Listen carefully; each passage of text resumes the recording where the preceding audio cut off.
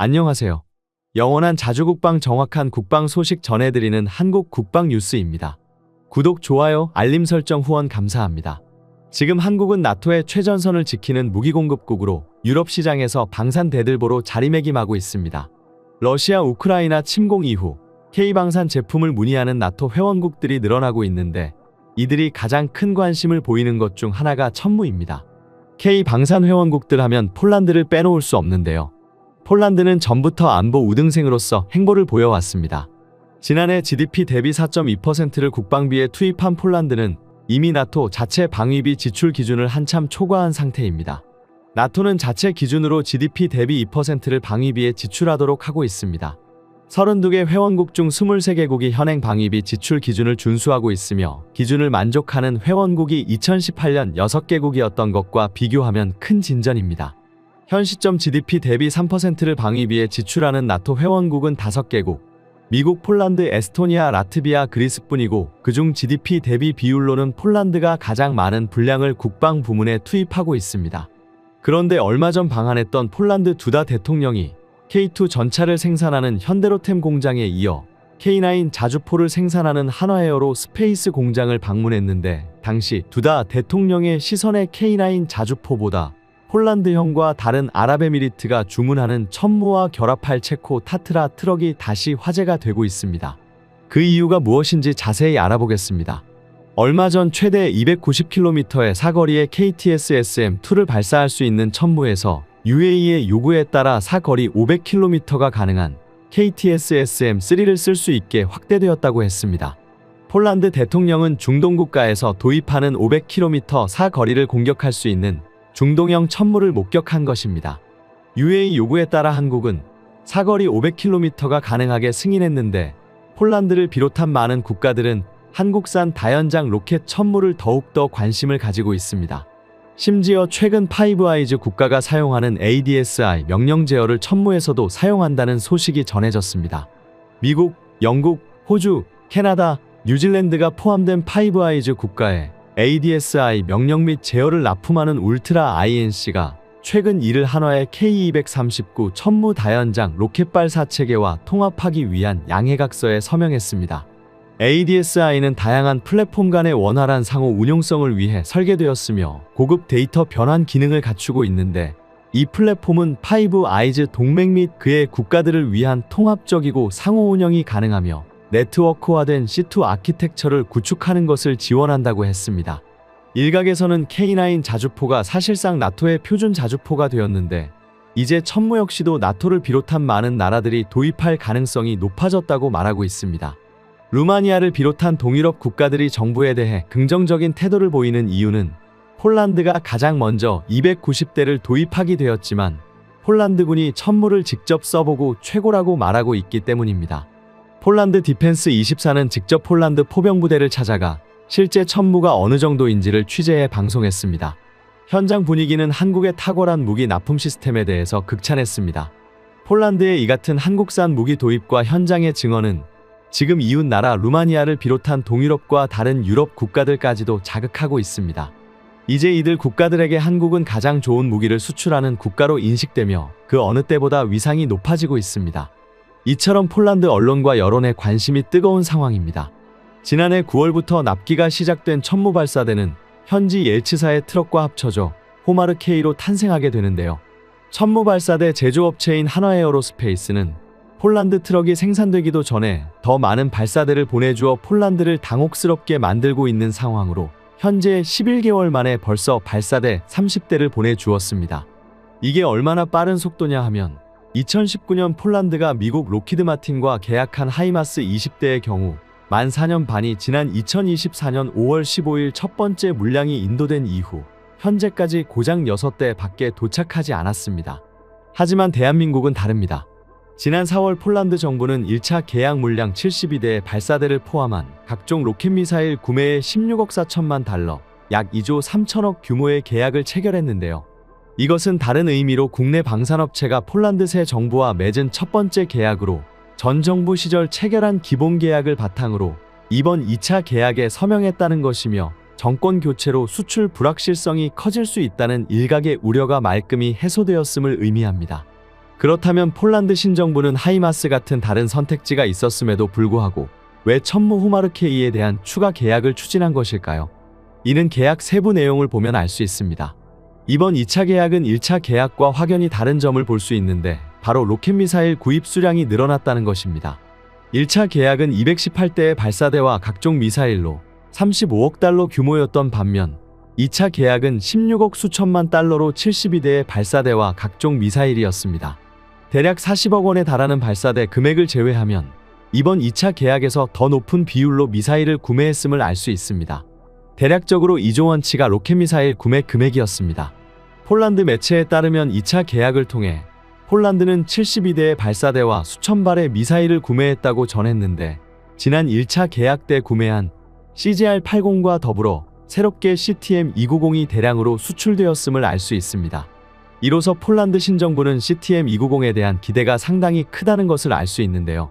여야를 막론하고 현재 폴란드의 안보 증진이 의회 최우선 과제로 떠오르고 있는 상황에서 장거리 타격수단에 대한 필요성이 높아지고 있는데 이는 우크라이나가 실전에서 사용하고 있는 120km 에이테킴스의 활약 때문입니다.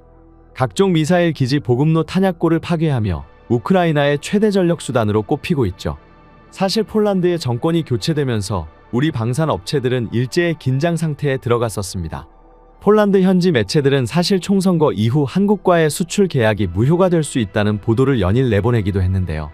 심지어 시몬 호어브니아 폴란드 신임 하원 의장은 지난 12월 현지 라디오 인터뷰에서 지난 총선에서 과반 의석을 잃은 법과정의당이 총선 이후 체결했던 계약을 차기 정부가 무효할 수 있다는 입장을 밝혔다고 전했습니다. 그러나 막상 뚜껑을 열어보니 정반대인 상황인 것이죠. 폴란드 총리로 선출된 투스크는 한국과의 방산 계약은 그대로 진행될 것이며 어떠한 변경도 없을 것이라고 못 봤고 특히 CTM-290 미사일 같은 경우는 오히려 신정부 이후 새롭게 계약이 체결된 것이었습니다. 여기에는 하나의 숨겨진 세일즈 포인트가 있었는데요.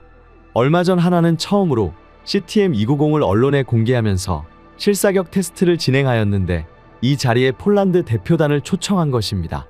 계약 체결 전 실제로 보고 판단하라는 엄청난 자신감으로 만에 하나 이 테스트가 실패했을 경우 계약이 연기되거나 최악의 경우 계약 파괴로도 이어질 수 있었던 초강수였습니다. 특히 최근 방한한 폴란드 대표단에는 폴란드 국방부 차관 파벨 베이다, 폴란드 군수청장 아르투르 쿠프텔, 폴란드 국가재산부 차관 마르틴 쿨라색이 포함되었는데 이 중 베이다 차관과 쿨라색 차관은 총선 이후 새 정부에서 발탁된 인사로 한국과 폴란드 방산에 대한 부정적인 입장을 드러내기도 했었습니다. 폴란드 총선거에서 당시 야당 연합은 과반을 확보하고 시민연단에서 총리인 투스크, 폴란드 인민당에서 국무차관 베이다, 신자파에서 국가지상부 차관 쿨라색을 임명한 것이고 이 중 2명이 한국에 와서 실제 CTM-290 실사격을 본 것이죠. 그리고 이 자리에서 CTM-290은 성공적으로 200초 이상 비행하며 수백 킬로미터 떨어진 표적을 정확히 명중하였습니다. 당초 자체 목표이자 폴란드군의 요구 목표였던 9m보다 더 안쪽인 7m에 탄착하여 폴란드 신정부의 인사들의 마음을 굳히게 한 것이죠. 심지어 발사대만 따로 만들어 발사한 것이 아닌 실제로 폴란드에서 운용 중인 옐츠사의 트럭과 혼합된 호마르케이를 가지고 실사격에 성공했으니 폴란드 대표단 입장에서는 엄청난 신뢰를 얻어갈 수밖에 없었습니다. 이로써 신정부는 사실상 자신들의 업적이 될 수 있는 호마르케이와 CTM-290을 홍보 영상 전면에 내세우고 있는데요.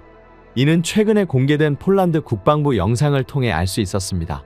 CTM-290은 품목 성격상 정확한 수량과 판매국에 대한 정보가 공개되지 않지만 실은 방산 품목 중 규모 단가가 가장 높고 잠재 판매력도 높은 한국 방산의 게임 체인저입니다.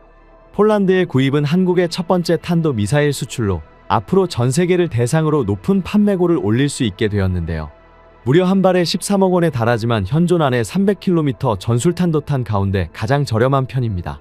에이테킴스의 경우 발당 20억, PRSM 미사일의 경우 발당 30억 선으로 예상되고 있죠.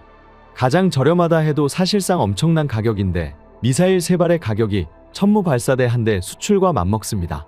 실제로 천공이나 천무 수출의 경우를 보면 발사대 판매 수입보다 미사일 판매 수익이 수십 배 더 크다는 것을 알 수 있죠. 미사일이 없으면 아무 소용이 없기 때문입니다. 지금 폴란드 군사 전문가인 마렉 레즈카는 폴란드 군의 호마르 K 발사대 수를 고려할 때 연간 로켓 미사일 생산량을 M21 피닉스 수천 발, CTM-290 연간 수백 발 이상이 필요하다고 하는데요. 여기서 피닉스를 제외한 나머지 CGR-80과 CTM-290은 한화에서 개발하고 제조하고 있는 미사일입니다. 네이밍에서 유추할 수 있듯이 각각 사거리 80, 290으로 한국명은 천무미사일 KTSSM입니다. 이런 상황 가운데 최근 또 하나의 반전 소식이 전해진 건데요. 폴란드에 신정부가 들어오고 나서 정부의 2차 계약이 이뤄진 반면 오히려 하이마스의 경우 486대의 계약이 공중에 붕 떠 버렸다는 소식입니다. 최근의 매체 디펜스 뉴스에 따르면 미 로키드 마틴은 폴란드의 하이마스의 트럭뿐만 아니라 발사대도 현지에서 제조할 수 있다며 피지트의 자회사인 메스코에서 생산하는 제안을 했는데요. 폴란드 신정부가 계약을 미루고 있자 로키드 마틴에서 다른 묘수를 꺼내든 것입니다. 매체는 당시 폴란드가 기본 계약에 서명했지만 3개월 후 폴란드에서 새로운 중도 정부가 구성되자 그 이후 행정 협상은 멈춰버렸다고 지적했죠. 그 사이 신정부는 한국의 천무 다연장 로켓포 2차 계약을 체결하면서 전보다 더 많은 미사일을 구매한 것입니다. 폴란드 신정부가 보기에도 하이마스 대비 천무가 확연한 우위에 있다고 여기는 것인데 이에 대해 여러 가지 이유를 유추할 수 있습니다.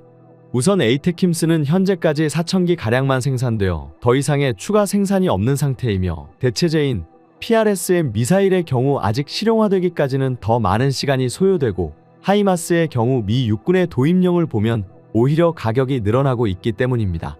그런 와중에 한국의 정부의 경우 비교도 안 되는 빠른 납기는 물론 가격은 하이마스와 비슷하지만 화력 부분은 2배, 여기다가 특히 폴란드에서 생산하고 있는 피닉스 로켓에 대한 완벽한 호환 능력을 지니고 있으니 한국의 천무를 선택하지 않을 수 없는 것입니다.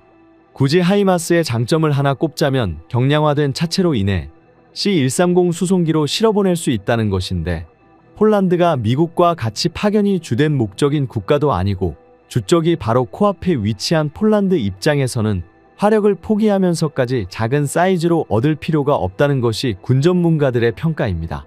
이런 사정 가운데 폴란드의 대규모 CTM-290과 더불어 한국의 KTSSM 역시 규모의 경제를 이룰 수 있어 한국 군용 전술탄도탄이 더욱 낮은 단가로 생산될 가능성이 높습니다. KTSSM 및 CTM-290은 현대 전장에서 대체 불가능한 입지를 지니고 있는데 전술적 용도로 사용하기에 국제사회의 비판을 피할 수 있으며 심지어 악마의 무기로 불리는 엄청난 양의 자탄을 탑재할 수 있는 클러스터탄으로도 사용할 수 있기 때문입니다. CTM-290에는 대략적으로 약 500개 이상의 DPICM탄을 탑재될 수 있는데요. 이 탄 경우 전 세계 오직 6개 업체만이 개발이 가능한데 이 가운데 2곳이 한국 한화와 풍산입니다. 심지어 풍산의 경우 최근 불발률 1% 미만의 자탄 개발에 성공하여 국제사회의 제재까지 피할 수 있게 되어 한국은 세계 최고의 클러스터탄 보유국이 되었습니다. 특히 한반도 유사시 CTM-290은 중국의 인해 전술을 상대로 최적의 무기가 될 수 있는데요. 미사일 하나로 여러 개의 미사일을 사용한 것과 같은 위력을 발휘하는 클러스터탄은 목표물을 하나로 특정하지 않고 그 주변을 한꺼번에 폭격할 때 용이하여 대규모 적군이나 진지를 겨냥할 때 최적의 효과를 볼 수 있습니다. 하늘에서 찼던 수백 발이 떨어지는 모습의 강철비라고 불리기도 하죠. 미사일 한 발의 위력은 축구장 3개를 축소될 수 있는데 살상 면적은 최대 22,500제곱미터, 6,900평에 이르러 순항 미사일 대비 수십 배에 달하고 4개 중대 병력을 한꺼번에 살상할 수 있습니다. 총병력 225만 명의 중공군을 상대로 제격이지 않을까 합니다. 국내에서 개발된 신형 다연장 로켓 천무의 무유도탄이 이달부터 전력화됩니다. 무유도탄은 큰 포탄 안에 여러 발의 작은 포탄이 들어있어 축구장 3개 넓이를 완전히 초토화할 수 있습니다. 천무를 강철비라고 부르는 이유죠. 정부 관계자에 따르면 국내에서 처음 개발된 무유도탄 최종 수락 시험이 3일 국방과학연구소 ADD 안흥시험장에서 진행된다며 수락시험 이후 이달 안에 천무가 배치된 부대에 무유도탄을 전력화할 예정이라고 말했습니다. 천무는 239mm 유도탄과 230mm급 무유도탄을 사용합니다. 무유도탄은 한화에어로스페이스에서 2002년부터 2011년까지 미국에서 면허 생산합의서 MLA를 통해 생산해 왔습니다. 하지만 미국에서 면허 승인을 놓고 문제가 발생했습니다. 수출 역시도 문제였는데요. 무유도탄은 확산탄 클러스터 밤이라고도 부르는데 민간인 피해 가능성이 높아 국제사회가 이를 대표적인 비윤리적 무기로 꼽았던 것입니다. 유럽 비정부기구 NGO들이 집속탄 생산업체들에는 투자하면 안 된다는 운동을 벌이면서 K방산 수출에 제동을 걸었습니다. 실제 벨기에, 아일랜드, 이탈리아, 룩셈부르크, 뉴질랜드 등 5개국은 집속탄 업체에 대한 투자를 법적으로 금지하고 있습니다. 프랑스 연금준비펀드와 노르웨이 정부 연금, 스웨덴 연금펀드, 네덜란드 공무원 연금, 덴마크 공정연금 같은 유럽 연기금들도 집속탄 업체에는 투자하지 않는데요. 확산탄은 불발탄이 발생하면 민간 피해가 발생할 수 있어 전 세계적으로 유엔 협약을 통해 사용을 제한하고 있습니다. 확산탄의 사용과 보유 및 제조를 전면 금지하는 유엔 협약인 확산탄 금지 협약은 2010년 8월에 발효됐으며 현재 124개국이 가입돼 있습니다. 하지만 가입국들은 군사력이 미약해 확산탄을 활용하기 어렵거나 협약 미가입국의 안보를 의존하는 등 직접적인 안보 위협에 노출되지 않은 나라가 대부분이며 현실적인 안보 위협이 있는 나라들은 가입하지 않고 있죠. 그 이유는 핵과 같은 대량살 상무기를 보유하지 않은 나라에 확산탄은 대단히 유용한 무기체계이기 때문입니다. 따라서 미국, 중국, 러시아는 물론 한국, 이스라엘, 폴란드, 대만, 핀란드, 우크라이나 등이 대표적으로 협약에 가입하지 않았으며 리투아니아는 가입했다가 탈퇴했습니다. 특히 한국의 경우 핵미사일로 위협하는 북한을 두고 확산탄마저 보유하지 못한다면 안보상 허점이 커질 수밖에 없는 상황입니다. 확산탄 금지 협약이 불발탄으로 인한 피해를 방지하기 위해 만들어졌듯이 대인지뢰도 같은 목적으로 금지하는 국제 협약이 있습니다. 이런 협약들이 계속 힘을 받으려면 불발탄 발생 비율이 일반 탄약보다 높고 이로 인한 민간 피해가 상당히 나타나야 하는데요. 만일 불발률이 낮고 민간 피해도 미미하다면 이 협약은 또 다른 규제로 작용할 수 있습니다. 이런 관점에서 미국은 현재 불발률 1% 미만의 확산탄은 사용 및 보유를 허용하는 협약을 추진하고 있기도 하죠.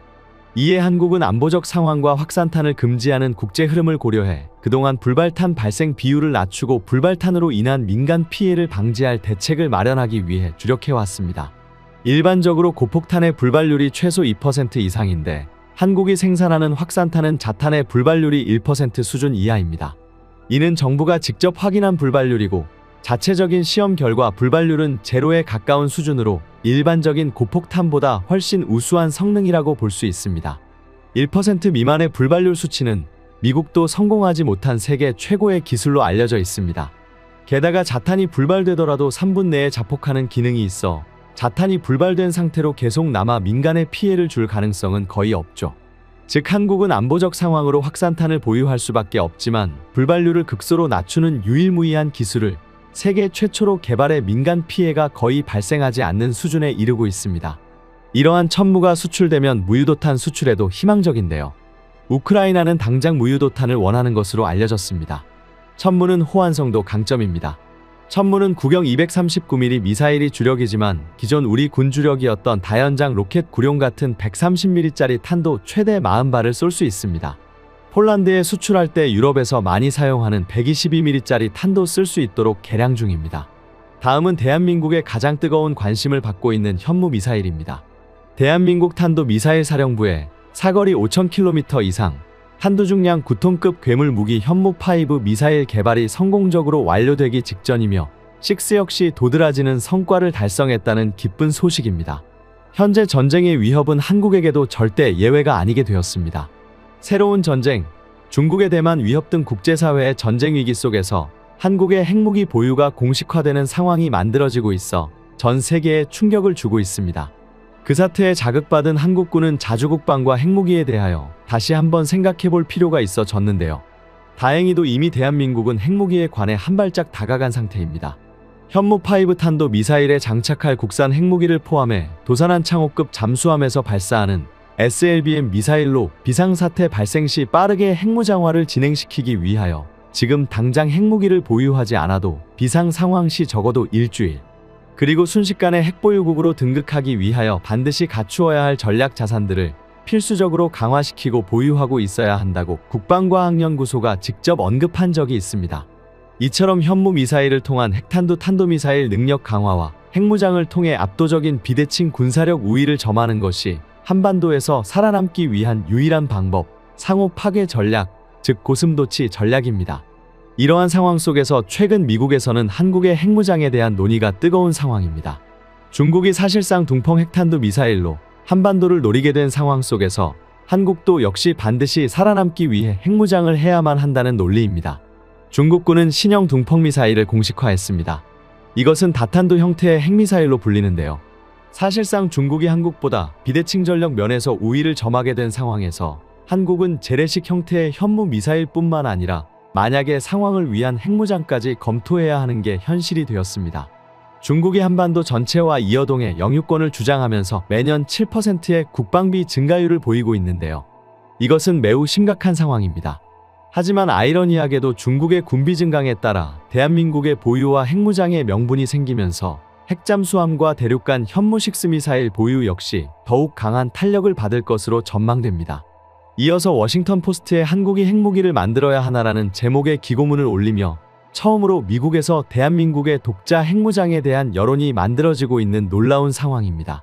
한국은 외교적으로 70년 가까운 미국과의 끈끈한 동맹 관계도 중요하지만 동맹과 관련되지 않은 완벽한 자주국방을 성립시키는 것도 가장 필수적입니다.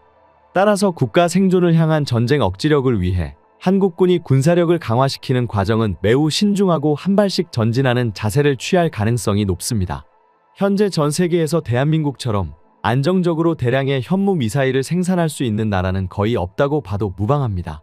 대한민국은 이와 같은 막강한 방산무기 생산 인프라를 구축하기 위해 무려 1990년대 초부터 현무 기술을 확보하기 위한 노력을 멈추지 않았던 결과입니다. 미사일 개발 및 사용에 대한 규제와 제한을 정하는 전 세계의 국제법적 메커니즘의 방해를 뚫고 대한민국과 같은 후발주자가 이러한 각종 규제와 사거리 제한 등 여러 가지 협약을 뚫고 독자적인 미사일 전력과 기술력을 보유할 수 있다는 것 자체가 놀라울 정도인데요. 비공식적으로 한국군이 보유한 현무 미사일의 추정 수량은 약 6천여 발, 단 5년 내에 6,500발 이상을 보유하는 게 목표입니다. 7,000발 이상도 가능한 속도인데요.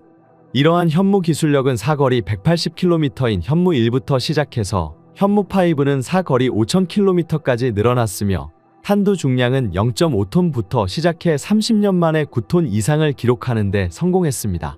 이 부분에 대해서 미국의 군사 전문 기관에서 우려를 표하며 분석한 자료가 있어 함께 살펴보겠습니다. 현재 대한민국은 차세대 군사 무기 프로젝트를 가동해 매년 국방비를 거의 8% 가까이 올리며 무서운 속도로 군사력을 키우고 있습니다. 군사력 성장 퍼센트 부문에서 세계 3위를 달리고 있습니다. 특히 미국의 탄도 미사일 전력 분석기구인 CSIS에 따르면 20년 전만 해도 한국의 미사일 전력은 세계 9위권 순위에 머물렀지만 2024년 세계 4위를 달성해 큰 폭으로 성장했으며 K9 자주포부터 시작해 현무탄도 미사일과 현무 순항 미사일, 천무 미사일 발사대는 물론 만톤급에 육박하는 초대형 구축함들과 공격형 잠수함들을 폭발적으로 생산하고 있습니다. 중국 언론의 주장에 따르면 한국산 미사일이 아무리 강력해봤자 결국 생산수단이 열악하고 보유 수량이 부족해서 보여주기 전력에 불과하다는 건데요. 그들의 발언에 따르면 중국이 가진 둥펑 미사일과 비교했을 때 성능은 물론 보유 수량 자체가 부족하다고 중국 언론은 주장했습니다. 한편으로는 이런 터무니없는 주장이 나오는 것도 무리는 아닙니다. 그도 그럴 게 대한민국뿐만 아니라 어느 나라에서나 미사일은 제1급 극비 전력입니다. 관련 정보가 극단적으로 적고 그마저도 여기저기 흩어져 있는 게 대부분이라 일반인 선에서는 그 규모를 짐작하기 대단히 어렵습니다. 더군다나 우리 군의 경우 국방백서에서 조차 주변국을 자극하지 않게끔 미사일 전력을 축소 발표하고 있습니다. 그렇다 보니 외국 언론뿐만 아니라 국내 언론에서도 대한민국의 미사일 전력 상황은 충분한가? 라는 의문이 생기는 것도 당연하죠. 그런데 이러한 상황 속에서 현무6의 전신인 현무 개발 완료 선언과 함께 한 가지 더 기쁜 소식이 전해지고 있습니다. 바로 기다리던 현무의 양산 소식입니다. 대한민국 미사일 개발에 깊게 관여 중인 고위 관계자 발언에 따르면 현무5 양산은 빠르면 25년 상반기부터 곧장 진행될 예정입니다. 우리의 군사력 성장은 현재 진행형이기 때문에 지금보다 더욱 강력해질 것이 확실합니다. 외국의 전문가들도 바로 그 점을 알고 있기 때문에 미래 한국이 도대체 얼마나 강해질지 신경이 쓰일 수밖에 없는 것입니다. 지난 반만 년간 한민족 모두가 함께 외세로부터 침략을 받으며 자연스럽게 키워져 이제는 한민족의 DNA의 습성으로 자리 잡아버린 후천성 방어전투 본능에 새겨져 있습니다. 그래서 한국인들은 방어전쟁이라면 이골이 난 민족입니다. 중국과 북한, 일본 등 한반도 내의 잠재적인 적국 입장에서 한국군을 가급적 만나지 않는 게 좋습니다. 대한민국의 군사력 증강에 주변국들이 바짝 긴장하고 있습니다. 지금까지 한국 국방 뉴스 시청해주셔서 감사합니다. 구독, 좋아요, 알림 설정 해두시면 언제나 좋은 소식 전해드리겠습니다. 즐거운 하루 보내세요.